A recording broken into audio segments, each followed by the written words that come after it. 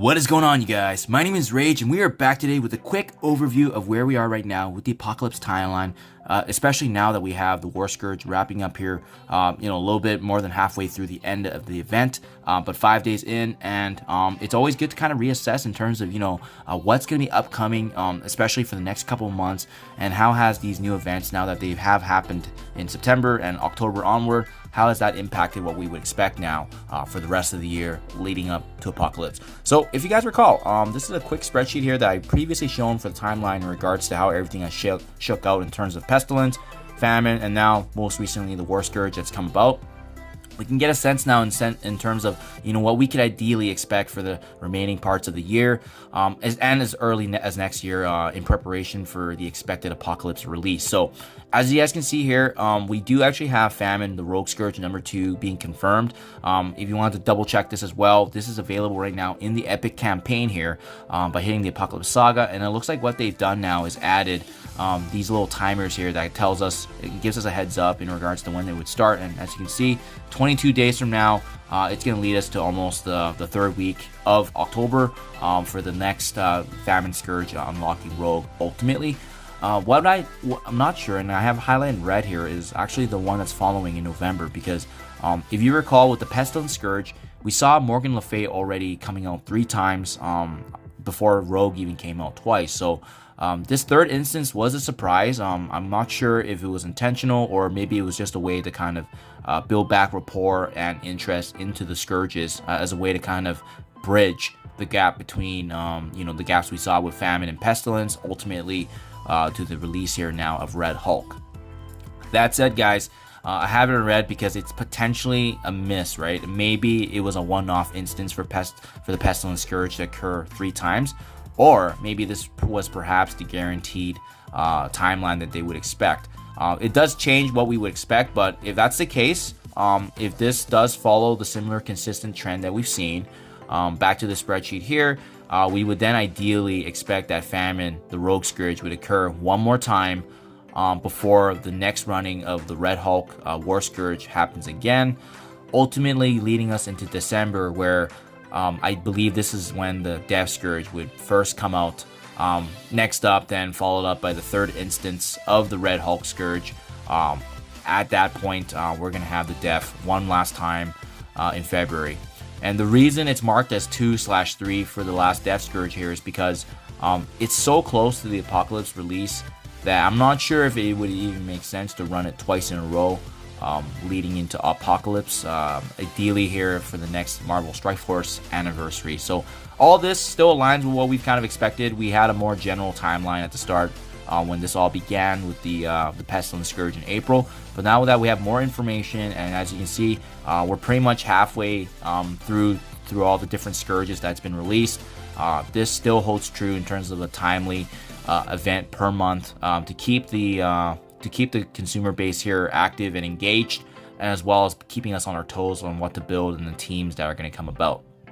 Now, what also was not expected, guys, was the release of Spider-Weaver here, because what we now saw with Spider-Weaver specifically is that she's actually required as part of the Apocalypse Saga. And this is ultimately part of unlocking him directly outside of the 4 different legendary Horsemen Scourges. So what's going to be more interesting and telling is how many more of these characters are we going to get where we are actually required, in order to unlock Apocalypse. It could be a full team, or it could be just, a couple more characters that are just required as part of the unlock. But that's going to be very telling because we only have another 5, I would say realistically, 4 or 5 months before we get official confirmation where Apocalypse is expected. With that said, that could very well change depending on how the game develops, how the patchers are taking a look at and refresh. But that's ideally what we can look forward to, guys. That remains to be a question mark. We'll get some more information as the weeks and months come, but ideally that's how it's looking right now in projection. So we can look forward to the Famine Scourge next, and then we should see Red Hulk being rerun shortly before the first official Death Scourge being the final legendary Horseman for the game. That's it, guys. Takeaway points here in preparation. Just keep in mind with specifically the Famine Scourge unlocking Rogue, the best team to utilize for her as part of the unlock, especially in nodes 5 and 10, is going to be the utilization of the Young Avengers. So the Young Avengers team, without a doubt, compared to A-Force and the Humans, which were the other two teams that you could utilize, they just couldn't make a sizable dent, right? This team just had the synergy to be able to withstand the number of attacks, especially that we saw in Nodes 5 being really the big main bottleneck for that Scourge event specifically. And good news is too, there's 6 characters that we can utilize, and we only need 5, right? So Miles Morales, if you guys already have him built up from Web Warriors, especially them being needed as part of the Doom raids, and the Pestilence Scourge from Morgan Le Fay, it's nice that he can double dip in 2 different teams. Absolutely huge.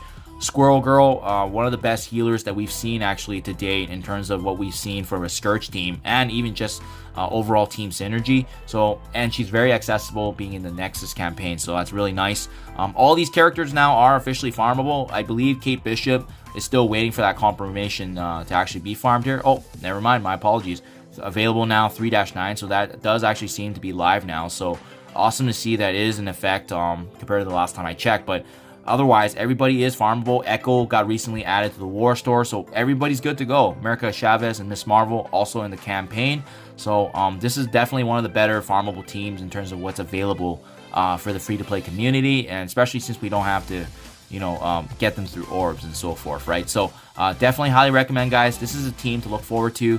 And I found that even, you know, getting them all to gear tier level 15 is likely going to get you a very strong and powerful rogue. I ended up getting the 5 yellow there with about, I believe, 1.5 and 1.6 million points. So just something to expect. But with these Scourges that get rerun anyways, anybody that has a 7 yellow fully unlocked rogue, they're going to be removed out of that leaderboard system. So that way, those that don't have a maxed out rogue are going to have a much better chance in terms of maximizing their shard potential and getting a higher ranking as opposed to the first time. And bare minimum as well, similar to what we saw with the War Scourge here. Even if you just participate in the next Scourge here being Famine, keep in mind again, even if you just bare minimum participate, we always actually unlock and get rewarded with a minimum of 40 shards here, as you can see with Red Hulk. So that remains to be consistent and reasonable, which is awesome. So even if you just have a new account and you're just dipping your feet, make sure you plug them in there for battle and combat, and that way it ensures that you can still get a bare minimum of 40 shards. So there you guys have it, a quick overview of the Apocalypse timeline once again in terms of what we can expect in these coming months, guys. I hope this helps you guys in terms of, you know, forecasting how your teams are going to be built. As well, I'll keep you posted as well with all these different updates and releases. It will be very telling to see what other characters are added as part of this unlock here, specifically for the Apocalypse saga, following these 4 legendary Horsemen, guys. So thank you as always. Do let me know what you think in the comments below, and I'll catch you guys in the next one.